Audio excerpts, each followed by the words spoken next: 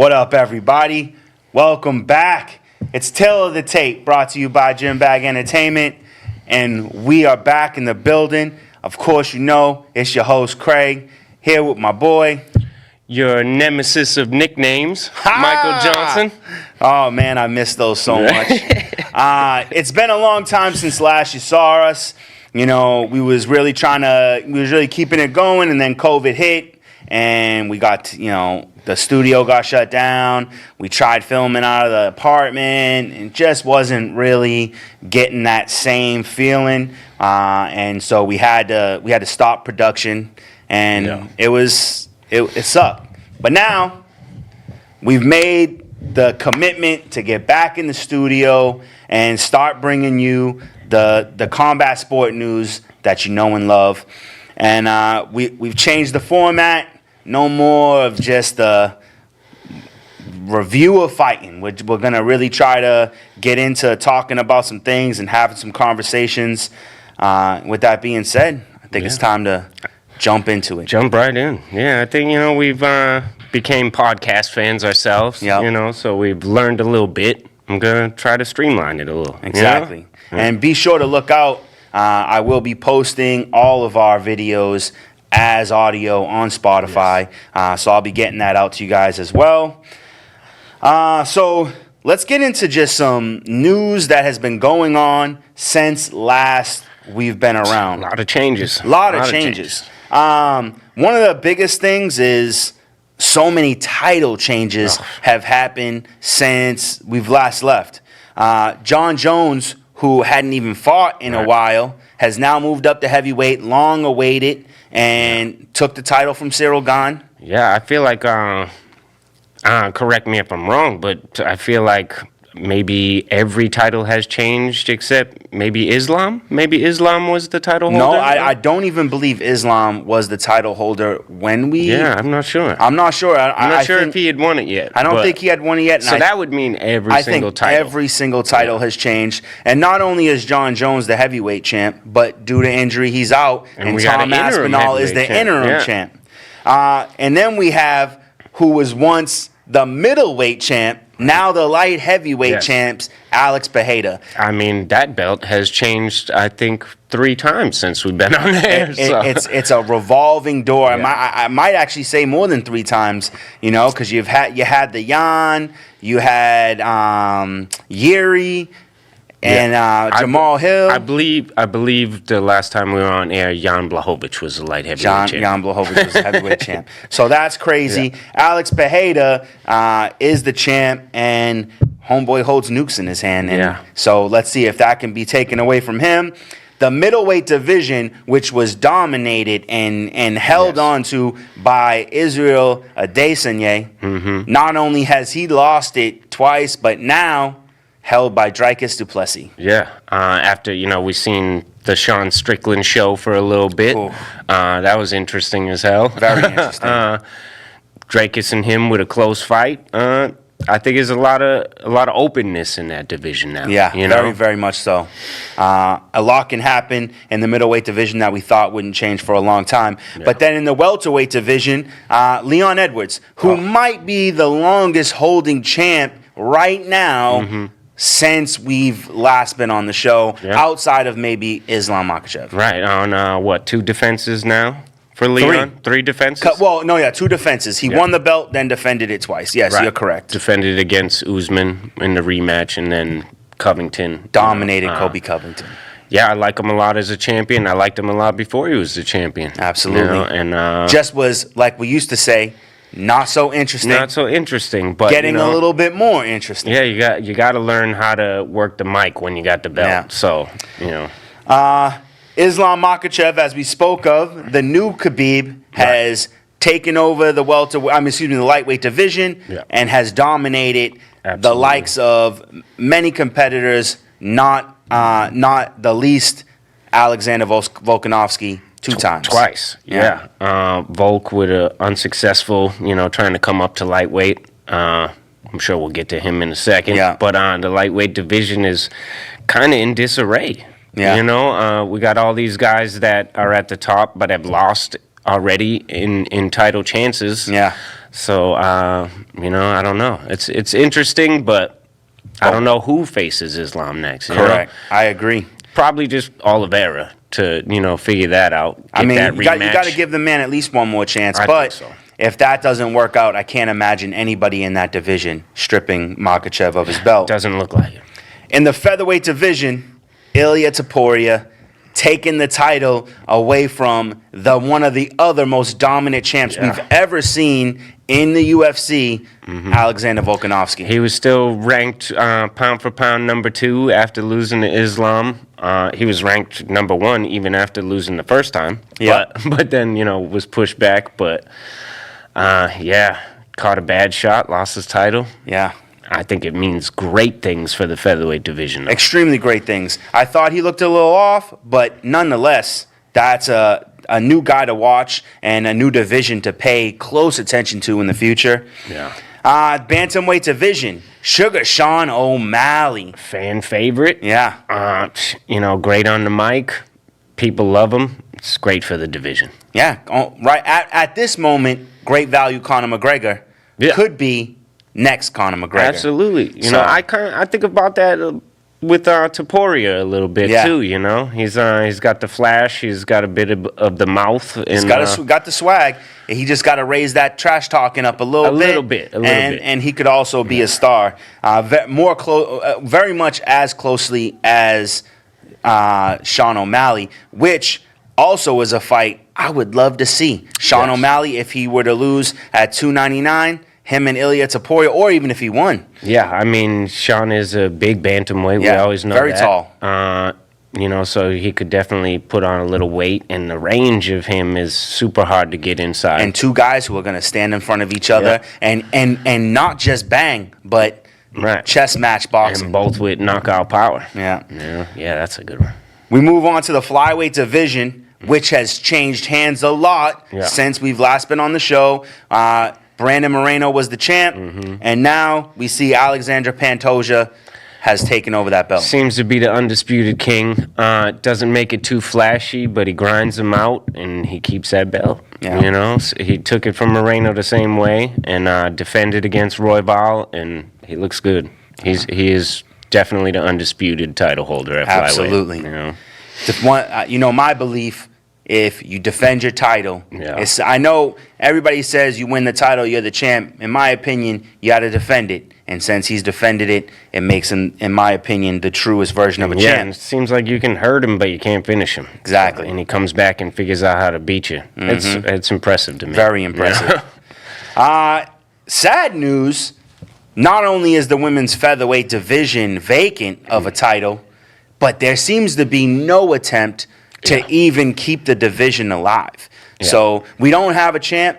We don't have a fight scheduled. Right. Even with new fighters coming in, expected to fight at bantamweight and not featherweight. We'll talk about that later on.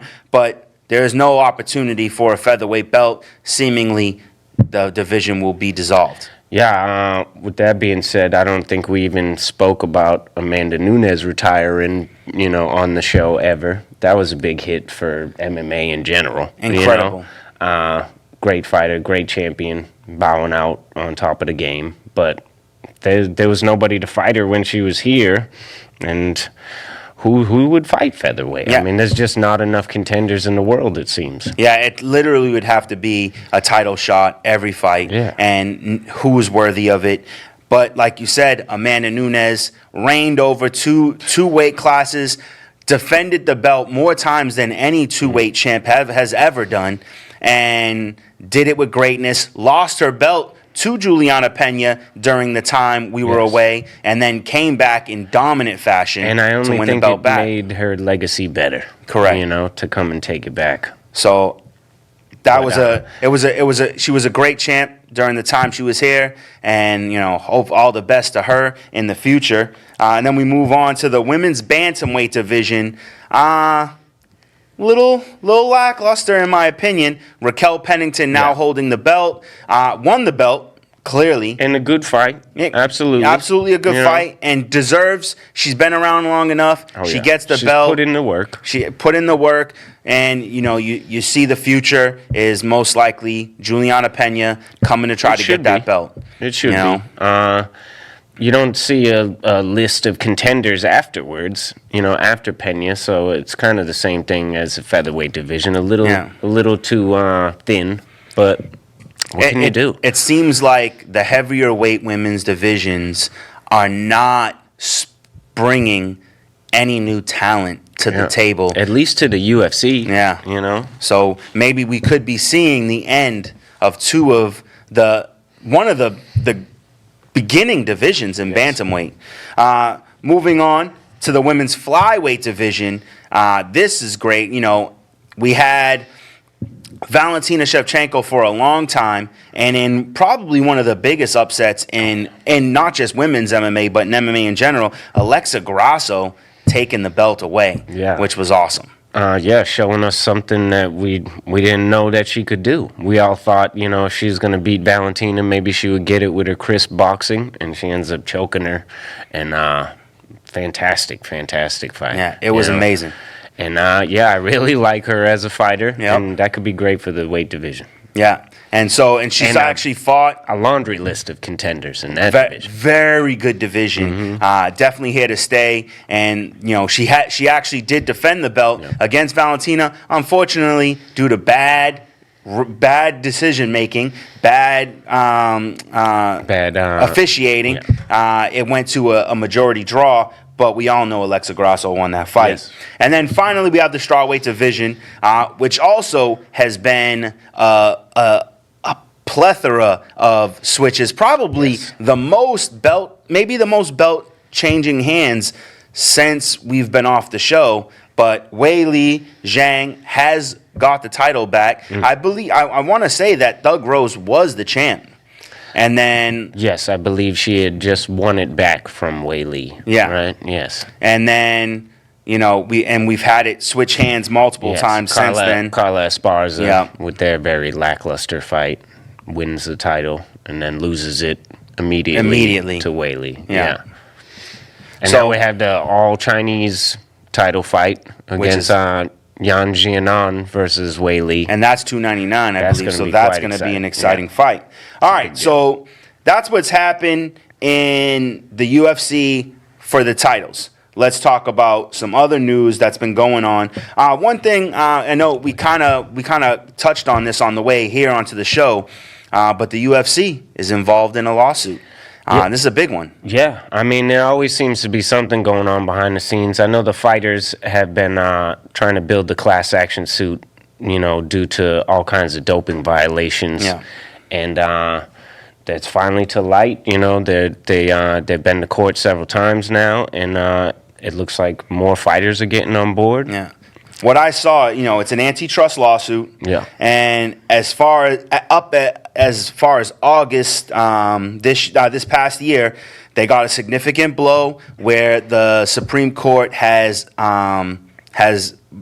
filed the motion. Approved the motion to make it a class action lawsuit. That's a huge blow. And if there's no further movement, if there's no settlement soon.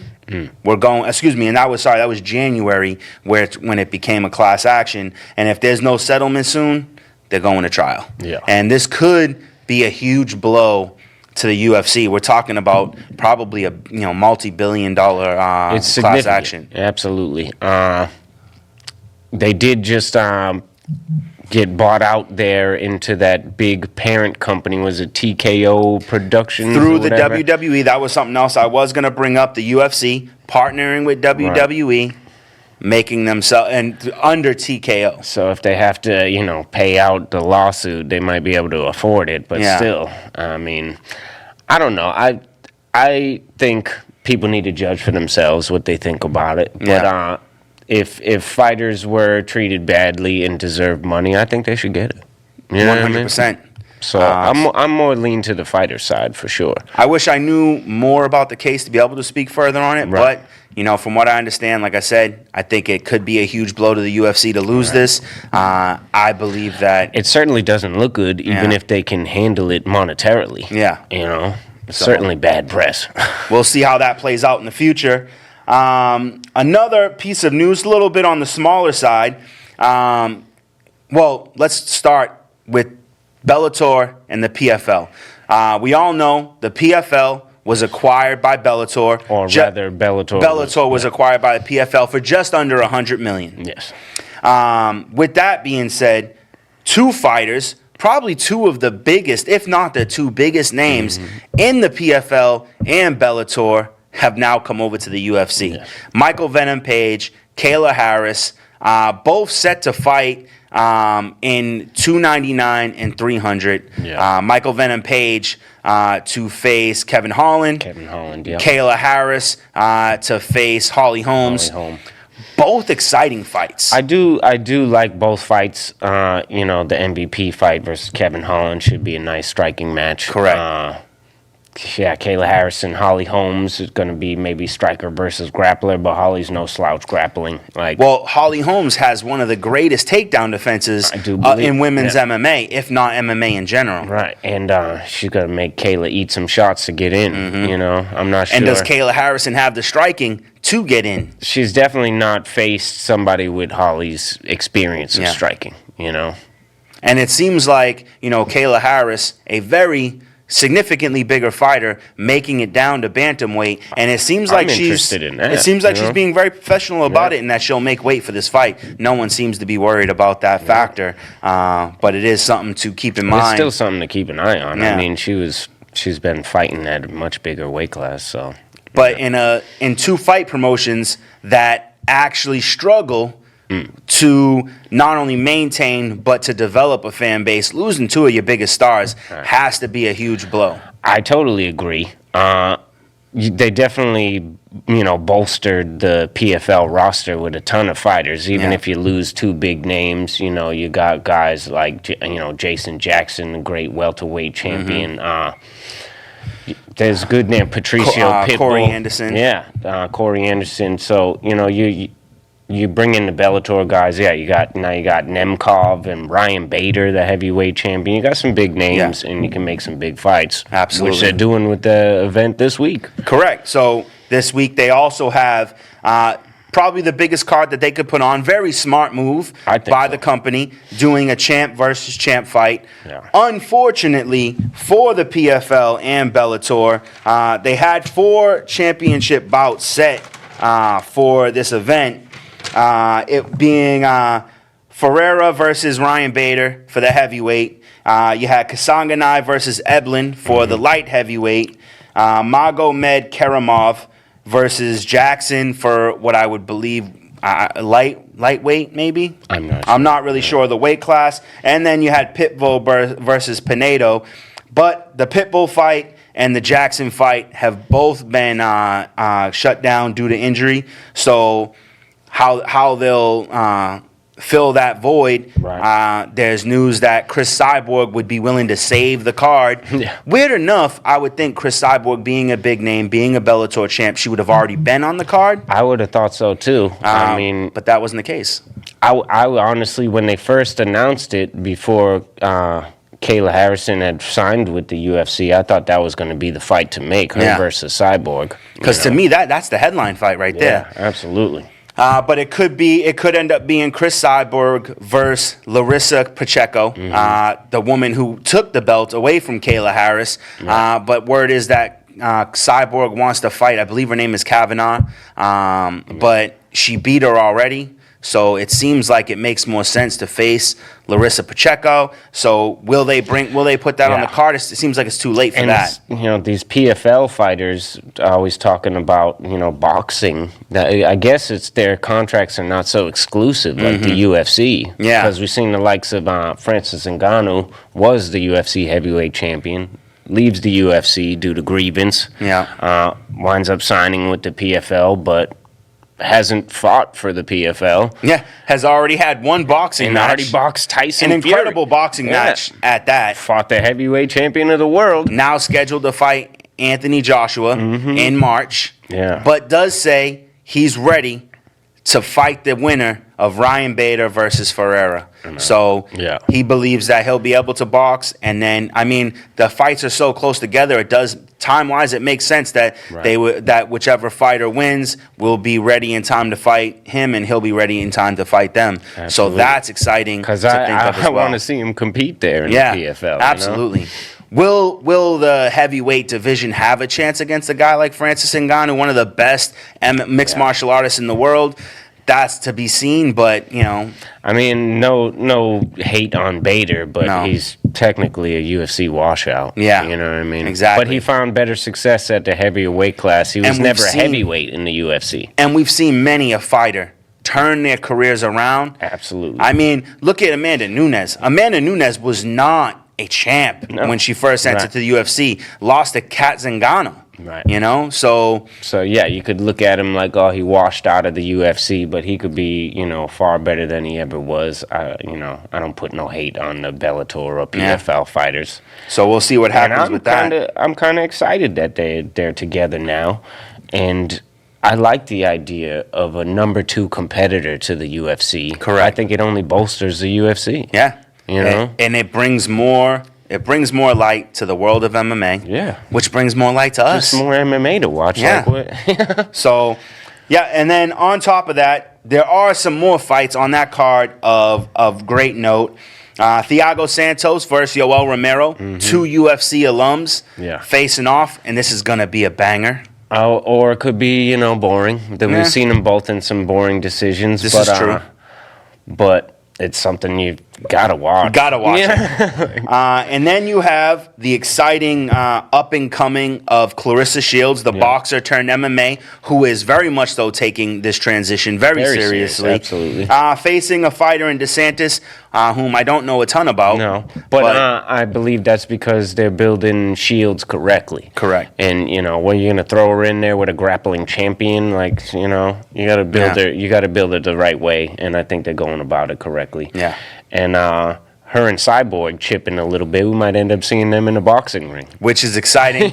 You know, and what's so exciting about that is, you know, in the MMA world, Clarissa Shields doesn't stand a chance against the likes of Chris Cyborg. But in a boxing match, I actually said this to you that I think that it's a mistake for her. But in all reality, Chris Cyborg hits like a truck. And still has a puncher's chance. Yeah, so if she makes connection, it could be bad for Clarissa Shields, but we are talking about, if not one of the most efficient and prolific female boxers of all time. By far. So it could be exciting to see those two duke it out in the squared circle.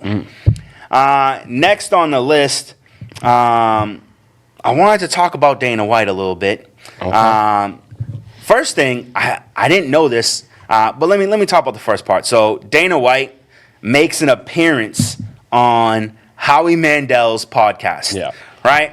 I saw that, yeah. And so the weirdest thing is Howie Mandel gives this deep throat, butt-kissing intro to Dana White. Completely over the top, completely unnecessary. And Dana White thanks him by saying he's sick of podcasts. He's done doing effing podcasts, takes off his headphones, gets up and walks out. Pretty abruptly, too. Yeah. Like, you know, it didn't even seem like he was leaving, even when he said that he was sick of doing podcasts. Yeah. You know? And, yeah, it was real strange. Just gets up and walks out the room. Howie Mandel looking completely dumbfounded, doesn't know what to do, and then goes and does Julian Edelman's Game with Names podcast. Right. I'm presumably right after. I mean, maybe it was before. I don't know. Could have been in the same building. Could have been in the same building. It's just crazy to me. Like, if you don't like doing podcasts and you didn't want to do it, like, was that your intention to be like, if you invite me on your podcast, this is what you're going to end up getting? Like, and why Howie Mandel? Like, do you have some sort of deep-seated hatred to the guy? I don't know. You know, little monsters? You know, what's going on? It was real strange. I don't know. Everybody likes doing podcasts, right? Yeah. Right, I mean, I love podcasts. I love listening to them. I love making them. And it was a weird situation. But I mean, if you said to me, you can go on one podcast. You want to do Howie Mandel, you want to go on Julian Edelman's. oh, we're doing Julian Edelman all day. Especially Dana White, like us, Boston fan. Boston sports and fan. So and New England Patriots is definitely the mecca for him. And then I feel like I did know this, but I didn't know. I just didn't either realize it or remember it. But we all know that Dana White purchased the UFC way back. Him and the Fertitta brothers for $2 million, and then sells it to ESPN for $4 billion. Yes.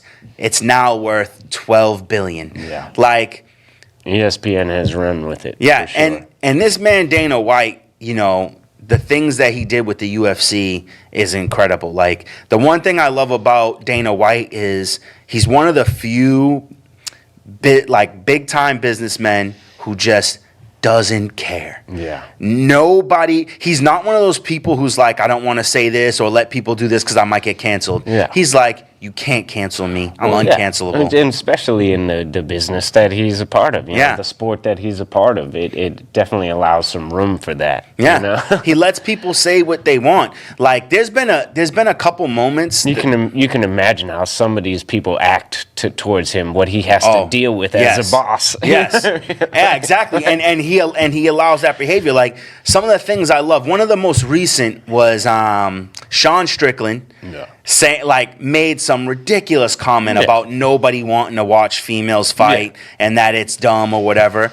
Little bit of a slap in the face to your colleagues, but Dana White's like, what do you expect from Sean Strickland? Yeah, right. That's who he is. And to me, I love that. You're not making your fighters change, conform, become conservative. You're just like, do you? That's the fight business. Yeah. Even Izzy, I hated the moment where he robbed the shine from Duplessis when Duplessis won when Duplessis won his fight, but he comes in the ring and he's nigga this, nigga that, blah blah blah, and then the reporter asked Dana White about it, and he was like, "Who said the N-word?" And they were like, "Izzy." He was like, "He's black." Isn't he black? He was like, he can say that word. What are you talking about? Like Dana White, he's just so logical and composed. He don't care about none of that stuff. Yeah. Shut your mouth. Yeah, that cancel culture is not finding its way into the UFC. No, and definitely not to Dana White. No. So hats off to that, man. Another thing that he brought up that I actually liked what he said. So with the upcoming UFC 300, having not had a headline fight, there was talk about Leon Edwards, and Dana White brought up the fact that he was offered 3 fights. Yes. And he said yes to all 3 of them. And then on camera, thanking Leon Edwards for the fact that he ain't afraid to fight nobody, he's ready to fight anybody, and that it's the other people who don't want to or can't fight him. Right. But what I found out is that Bilal Muhammad was not one of the 3. No, really? Which is weird. Well, I mean, he'd probably say no to it. Maybe he wasn't asked because of the Ramadan situation, but he wasn't one of the 3 people asked, and that surprises me. Right, because my first thought was maybe the 3 people that they asked were, in Ramadan and weren't going to train for it, so that's why they couldn't accept it. Exactly. We got Bilal Muhammad, Shavkat Rakhmonov, and who else? Shemaev. Yeah, so I mean, Shemaev. Who would challenge for the title? Who's not Muslim? Exactly. We don't have a clear. But I think Shavkat Rakhmonov should be the number 1 contender, probably. I would say after Bilal, unless they fight each other, yes, because Bilal has earned it. It's just not as not as fun to watch. Correct. I mean, 2 uninteresting fighters could make for. And I will say this: his last couple fights have been all right, though. Yeah, Sean Brady, he dominated him. He's come quite a way. The Sean Brady fight, that's why I had to change that a little bit. So we'll see what happens with that. And then before we jump into any fight news, there's one more thing I wanted to touch on. Something that's happened since we've been off air. I'm pretty sure it's well known, but I wanted us to touch base on it, and that's The Rock. And The Rock made a generous donation to a UFC fighter, an African fighter by Thembe Gorimbo. Yeah. Yeah. Buys the man a house. Yeah. Homeboy's living in a gym. Wonderful story. Yeah, living in a gym, coming from Africa, living in the gym that he trains in. Small little couch he's sleeping on. Rock invites him to a friend's house. Yeah. And when he gets to the friend's house, there's a picture of him and his family Yeah. there. Hands him a set of keys. And hands him a set of Yeah, that keys. was a great with moment. a car. Mm-hmm. And the kid has since, made his debut and won a fight in the UFC. I believe he's won 2. Is it His 2? last fight 2 weeks ago. Yeah. First round knockout. Yeah, that was great. And it was incredible. He's on a tear. I thought that was the debut. All right. Yeah, no, he had one other fight before that, and it's just incredible to see a guy like that. This makes the story just a little bit better. Yeah, for him to win, absolutely. Yeah. Right. If he went octagon and got knocked out, might not be thinking about talking about it, and The Rock might be like, I guess I did a good thing, but at least you could have won one for me. So that was incredible news. Or he might be like, I'm gonna need them keys back. Yeah. All right. Do we have any one championship news that we want to? Yeah, touch on the one championship in general. A big thing with the one championship, I love it. I'm a Muay Thai purist. Yeah. Everybody knows that. But it's exceptional, their Muay Thai competition. They have the best champions, and they put on great competitions there. They seem to be dialing back on the MMA. We haven't seen Mighty Mouse, since he won his title back against Adriano Moraes. And I don't know, man. We ain't seen much. They had a middleweight champion I really like, a submission specialist, Renier de Ridder, and they're just not fighting. They're not. I don't know. I don't seem to see any of the MMA stuff scheduled. They're heavy on the kickboxing and Muay Thai, plus grappling. They have new strict just BJJ rules fights in a cage. Wow. Which makes it pretty cool because it changes things. Yeah. I got to imagine, yeah. And they're pushing for the young American kids. They got the Ruotolo brothers, Cade and Ty Ruotolo, fantastic grapplers, and the young kid Mikey Musameshi there, and they're just tapping everybody out. It's pretty fun to watch. Yeah, that's exciting. Listen, we cover combat sports, Right. so if they ain't doing MMA, it doesn't mean we ain't gonna cover them. And the one championship is it's a big promotion. It might not be as big in America, but it's still a big promotion. And it's still a young promotion. Yeah. We just had this past weekend 1 FC 19. It was, and it was very cool though. It was Muay Thai based event, and it was at Lumpinee Stadium. For you Muay Thai guys, you know what I'm talking about. It's the most prestigious Muay Thai stadium ever. Been around over 100 years. Wow. In Bangkok, in the heart of Thailand. And I had the dream to fight there when I was young.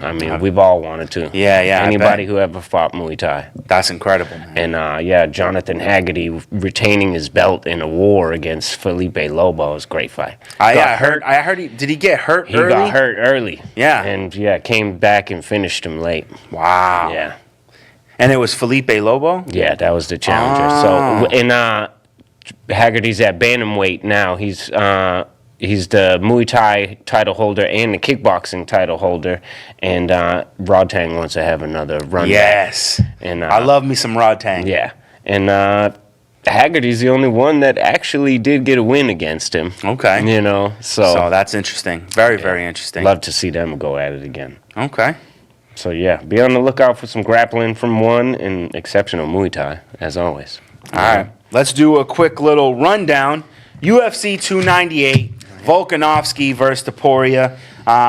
We're gonna run through a couple of these and then talk about the ones that we believe are the most notable. So Andrea Lee versus Miranda Maverick. Miranda Maverick takes a decision. Yeah. I didn't catch that one. Unanimous. Well done by Maverick. Yep. And then you have Oban Elliott versus Val Woodburn. And had some great debuts in the prelims by these young guys. Oban Elliott, actually, good story real quick. He had a heart condition, and years ago he didn't think he was going to be able to fight at all. Wow. And now here he is, battled his way back and made his UFC debut, got a good takes a win. decision. Yeah. That's incredible. And then we move on to Josh Quinlan versus Danny Barlow. Danny Barlow getting the KO. I saw this one, Also and that was debut, nice. Yeah, debut for Danny Barlow. Range, just picked him apart. Yeah, undefeated. Yeah. Nice. So he was nice. could be a guy to watch rise. Probably got to get his mouth game up in order to rise a little quicker. But if you don't want to rise too quick, keep that mouth shut. Yeah. You know, take the fights that come. Zhang Mingyang versus Benson Ribeiro. Yeah, I was excited for this because Ribeiro's a big-time striker, and Ming Yang making his debut. Ming Yang bowls through him with the KO. With the KO. That Nasty. one was, man, he stayed in Took the some pocket. damage, yeah. And just kept on throwing. Next one, this one was a little bit exciting too. Rinya Nakamura versus Carlos Vera. Yeah, decent fight. Vera from The Ultimate Fighter. I forget who won that one. It was Nakamura. Okay. He wins by unanimous decision. That was a good one.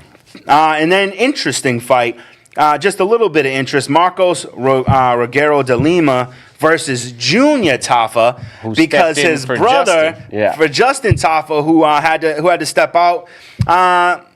Clearly a bad decision. Clearly unprepared for this fight. Clearly. And it showed in the entirety. But what leg kicks. Yeah. Cool boy. Yeah. Brutal leg kicks. Leg kick TKO. Oof. Nasty. A fight of the night winner in the women's strawweight division, Amanda Lemos versus Mackenzie Dern. Yeah. And this fight had all you could ask for. Everything. It was a scrap. Lemos poured it on early, built up lots of damage. Dern's leg was messed up. Her face was messed up. Dern couldn't even handle the hits at one point. But I feel like she won round 3. To tell you the truth, I feel like Lemos was getting tired, and if that was a 5-round fight, we might have been looking at something different. To be honest with you, I thought that Mackenzie Dern had done enough in the second round because she did turn it around in the second. Yeah. She got the takedown. She got the control. I would have thought that would have, but I think the fact that she was getting hit and going down. And all the damage, Yeah, I think that took it away from her.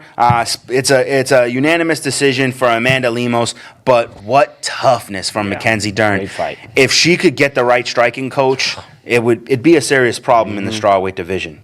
And then we had Anthony Hernandez versus Roman Krokov. Once again, a great fight between two highly touted contenders. Great fight and great finish by Hernandez with the rear naked choke. The way he took his back was masterful. Man, masterful. Yeah, just great. took his time with it, slipped it once, and then second time around, got it with ease. And then you have Merab Dvalishvili versus two-time champ, two-division champ, and Olympic gold medalist Henry Cejudo. Yeah, it was a good fight overall. Yeah. The first round, Henry hurt him with a left hand. Yes, very much so. I think it was the first time I seen Merab's legs wobble. Yeah. Honestly. So that was interesting. But then Merab, just out-wrestled him, outworked him. Outpaced him. Yeah, put everything. that pace on him. He had that big slam where he carried him across the ring and then slammed him down. You know? Yeah, he kind of embarrassed him a little. It was definitely a great fight for Merab Dvalishvili. What about the overshadowing of Cejudo's second retirement? They didn't even put the camera on him. They wouldn't even give him the mic. Yeah, well, I mean, that's okay. Yeah. Because, it's not even a co-main event. Yeah. Like, I don't think you always need to give the retiring fighter the mic. Yeah. If he's a longtime legend. Well, sure. Dana White said this is his second time doing it. This is Merab's moment. Right. We're not giving him if he wants to retire, do it on his podcast. I agree. Or, do it later on in the press conference, which he didn't do. Right. So, save it for your podcast. Right. And we haven't heard definitive news since then about his retirement, but they say he took his gloves off in the cage. I did see a picture of it, but the camera never even went over to him. Yeah. That was per Dana White. Yeah. That was per Dana very White. Purposeful. I think he had that in his head already before the fight. Yeah, well, he did say if he lost to Merab, he would retire. But I mean, Dana. To Dana. not give him camera time. Yes, I believe that Dana White did have that said. I think he told everybody. And I agree with Dana. Henry retired right in his prime. Yeah. It ruined him. Because I think it's even impressive to have a 2-year plus layoff and then come back and fight the way he has fought. And fight two of the best in the division. Right, even in losing, but I mean, He's fought well both times, but a 2-year layoff. That's, Yeah, and what would have happened had he not left? Had you know, he never left? Would he have beat those guys back then? it's a big possibility. Yeah. You know? Then we have Jeff Neal versus Ian Gary. Yeah, a little bit of a snoozer for guys that are that good. Yeah. You know, Gary scared of the power. Jeff Neal couldn't get inside the range. Bunch of leg kicks. Jeff Neal kind of landed the better punches, if you ask me, and I think he might have been a little robbed. Yeah, whether or not it was a robbery, I do think that you got to take in like they call it significant striking, Right. but the significance of the strike I think also matters. I agree. Jeff Neal landed the harder punches, Right. and I feel like something has to be said. Like I get it. He used his footwork and stayed away, and he admits it. He stayed away because he knows how hard Jeff Neal hits. In UFC, for the last time, I got a problem with the rule set. If you have pressure as one of your factors for a winning round, Yes. why does the forward fighter not get any of that ever? Yeah. Like, And it's not that Maybe- Ian Gary, it's not that he was completely controlling Jeff Neal around the outside. He was scared of that pressure. Yeah. And Neal was coming forward. He was the aggressor. Yep. And that's in the rule set. That, that's part of a person who wins the round, the better aggression and pressure. Yeah. Well, we all know we've had a lot of problems with judging in the I always UFC. hate that. Like, So we'll see how it progresses from there. Then the co-main event, probably one of the more exciting fights of I the agree. night: Robert Whitaker versus Paulo Costa. I agree. Great fight. Great fight. A Almost high-paced- ended early. High pace action. Whitaker looked good early. Costa throwing big kicks earlier. Yeah. And lands a big wheel kick with the heel right to the cheekbone. Wobbled Like, him. ooh. Yeah, 10 more seconds. That was probably Costa's fight. Yeah. That was definitely could have been a Costa But fight. then the Reaper just dealt with it. Came back in the second and third round and just put it on him. Yeah, pieced him up real well. Yeah. But big ups to Costa. Never That's went not away. the fighter we saw fight Luke Rockhold. Yeah, he never went away. No, he was in that fight the whole time. He looked fast. Yep. Yeah, he looked real good. Looked actually. fast and strong, and it would I've never been a Costa fan, but this might have been the one and only time I actually felt bad for a Costa loss. He even thought he won when the last judge said 30-27. I was like, that's a little weird that you thought you won, but it's okay, man. Especially by 30-27. Yeah, you definitely won some fans Yeah. that night, Yeah. so that's cool. And then finally, the main event for the featherweight title, Alexander Volkanovski versus Ilia Topuria. Yeah. And this fight had all the makings of greatness, and I feel like it didn't disappoint us. Not at all. I mean, it had a huge build-up. Volk with being a long-time champ and being so dominant at featherweight. Topuria just crushing dudes on his way to his title shot. The big knockouts.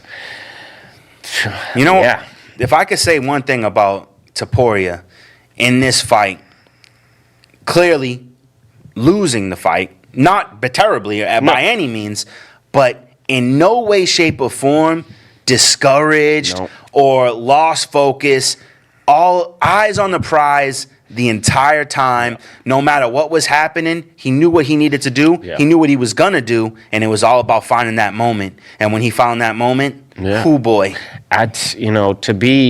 We've seen guys with this natural power, that in the past, but it's like at light heavyweight or maybe at 170, but 145, that's so dangerous. The last time we saw it was really Conor McGregor. Yeah, it's super dangerous. And, we attributed that most of the time to just being pinpoint accurate. Yeah. And McGregor got a lot of TKOs. Like, Topuria puts you in the shadow realm. Yeah, he puts you in the shadow realm for sure. Yeah, you're asleep, but I think it's super exciting. He's definitely the best fighter in the division right now. Mm-hmm. Agreed. We got some contenders for him to fight that he never had to fight on his way up. True. So that's exciting. He rightly so, he jumped the line, but he did jump the line. Yeah. Nonetheless. But again, just like the lightweight division, they were contenders who had already lost their chance. Absolutely. You know what I mean? Yep. The likes of Ortega or Yair Rodriguez. It wasn't a big deal to me. And, if they do well, one of them will get to fight him. Yeah. You know? So that is definitely a fight to look forward to. And big ups for Alexander Volkanovski. You know, he takes a loss like a champ, makes no excuses. He knew what he wasn't supposed to do. Wasn't supposed to get hit. Wasn't supposed to get backed up on the fence in a swinging match. Big time mistake there. Yeah. The jab was landing good for him. He had that nice switch kick going earlier to keep the distance, you know. I think he laid off of that a little bit in round 2, and that's, you know, part of what let him get in. I will land say, that strike, you know. like, in comparison, the best example for me is Max Holloway. Now, we all know Max doesn't possess that power. Right. He's more of the beat you down guy till your body can't take it anymore. He's not the lights out guy. But Alexander did not look as comfortable. He did look good. Yeah. He looked sharp, but he did not look as comfortable against Topuria. And maybe it was just the idea of knowing he can't get inside on that power. Right. But he did not look as comfortable. Yeah, he did look, you know, on the bike a little bit, dancing around the outside, like I said, shoving that switch kick at him to keep him at bay and working the jab. Maybe if he started off with more leg kicks, I think, you know, that's Volk's patented thing. But you know, it is what it is. Everybody has their time. Yeah. You know, Volk's 35 years old. Topuria's 28. Yeah. I read that interesting stat that in title fights with champions who are 35 plus fighting a younger fighter, the champions are like 1 in 22. Wow. Yeah. So, that's incredible. Yeah. So it was only like John Jones fighting Cyril Gane or something like that. Or no, because it would be defending. It was Daniel Cormier. Oh yeah, so probably must have been DC probably against John Jones. Yeah, yeah. So that's a terrible stat. Yeah, you know, terrible stat. Age is a factor. Always. You know, it definitely is. And I mean, by no means have we seen the end of Volk, but have we seen the end of Volk as champion? I don't know. He is. You know, always had a great IQ, and he's a guy who figures out how to do it, even if he's losing. Yeah. You know. Yeah. So if anybody could come back and take that belt back, it could be him. And it's a huge hump to get over, because even though some mistakes were made that were on him, it's 3 losses in a row. Yes, it is. And 2 KOs in a row. Yeah. TKO and then a KO. I feel like that's a hard hump to climb. But I would love to see him. I think it come on the other side. The fact that he has 3 losses in a row now, I think it doesn't spell good news for getting an immediate rematch. You know what I mean? Yeah. So we'll see what happens with that. And we all know we have Yair Rodriguez and Brian Ortega fighting in the up-and-coming fight night, presumably the winner to be the number 1 contender. I would assume. But I'm more excited for if Sean O'Malley beats Chito Vera, making the decision to go up and see Ilia Topuria, 2 dudes who hit hard. Yeah. You got to imagine Sean O'Malley's power becomes even greater at featherweight. I can't imagine that, yeah. With his height, it can't be too difficult to go up 1 weight class. He probably walks around at 55, 65, maybe. I think he has expressed interest in featherweight division, too. Correct. Yeah. And, I mean, I think he thought he would end up fighting Volk, but with Ilia, that's an amazing fight. And they've already had words in previous press conferences, I believe. And I believe that the sell of that fight, the two of them with the war of words, and then in the octagon, that take like Brandon Schaub says, take my money. Yeah, take all my money. Absolutely. I want to see that fight happen. But quick thing about that title fight, Topuria versus Volkanovski. I want to give a shout out to the chin of Josh Emmett, because Ilia Topuria sleeps dudes everybody crazy. Josh Emmett took more damage from him than I've ever seen. That's a valid point. And he never went out. Wow, I didn't think about that. What kind of chin is that? Oof. That made me think of how easily he knocked Volk out with a single punch. Yeah. You know? And that Emmett took all that damage and never got hurt. Well, he was hurt, but he never crumbled. Yeah. And a man who also incredible hits like a truck. Yeah. So That's awesome. All right, and then we have upcoming fight night. I've already brought it up. Yes. But it's an exciting fight. Brandon Moreno versus Royval. 2. For the number one contendership. Both guys who have recently lost to the champ. One lost his title, one lost the title contention. And, I mean, I actually think that Royval might have been slightly robbed on that fight. A little bit. People will say what they want to say. Either way, Pantoja is the champ, and these two guys are fighting for that opportunity to get the belt. Absolutely. I can't really remember their first fight so much.